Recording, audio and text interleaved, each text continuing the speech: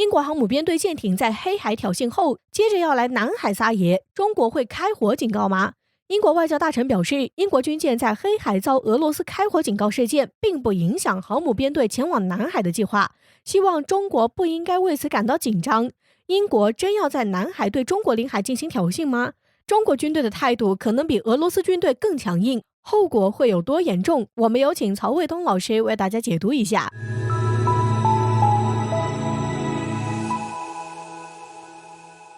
观众朋友，大家好，我是曹卫东。最近呢，这个美国和乌克兰搞了一个海上威风2021演习啊，把大量的这个军舰开到了黑海，就是俄罗斯的家门口。那么当然是遭到了俄罗斯的强烈的反应啊。我们先是对英国的这个导弹驱逐舰啊进行了火炮或者是开火射击这样的驱离，然后还用战术轰炸机在它的航线的前方投掷炸弹进行警告。接着呢，就是对来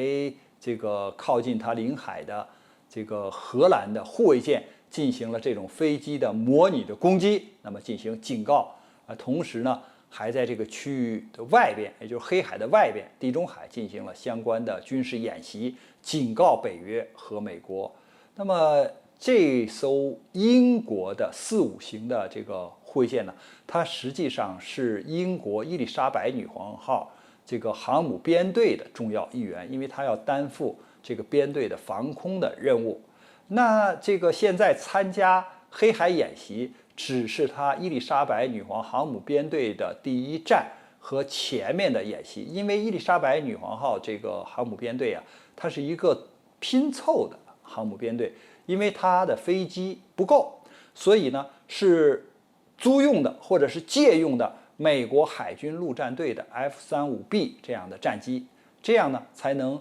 不让伊丽莎白女皇号这样的航母呢裸奔。再有一个呢，这个像为编队就是防空作战用的这个护卫舰也不够，所以要从美国再借一个这个导弹驱逐舰就是阿利伯克级的。那么水下的潜艇是源自就是英国的就是攻击性的核潜艇来反潜来进行护航。当然护卫舰还有一艘国外的也是这个北约国家的来为它护航。那么大家就可能说了，说这是伊丽莎白女王航母编队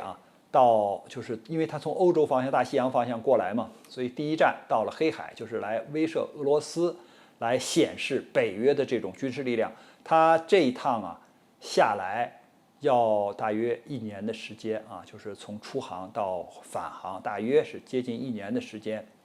那么要访问这个40个国家和地区，要进行70多场演习。那这样一来呢，它是要显示英国的远海作战的能力。那么有人说，它到了这个就是黑海或者是这个地中海这个方向，那么下一步它的方向是要到亚太来很有可能还到我们中国的南海还有这个东海方向都会搞演习，因为它早就明确说了要到印太来。而且日本呢也是早就放出消息说，这个英国的航母编队要到日本这个方向来，要和日本的海上自卫队搞联合的这种军事演习早就放出风来了。那有人就说，这个英国的航母编队到南海的时候，或者到我们国家这个黄海东海这个方向的时候，会不会也进行这种挑衅呢？就是类似于到黑海就是沿着俄罗斯的这个海岸线附近进行航行我认为不会。为什么呢？因为这个在黑海方向特别是在一些有争议的这个区域里边，这个北约的看法和俄罗斯是不一样的，它有一种测试。而在这个南海方向他不敢进行这样的测试，因为我们国家的这个态度是非常明确的。那么南海呢，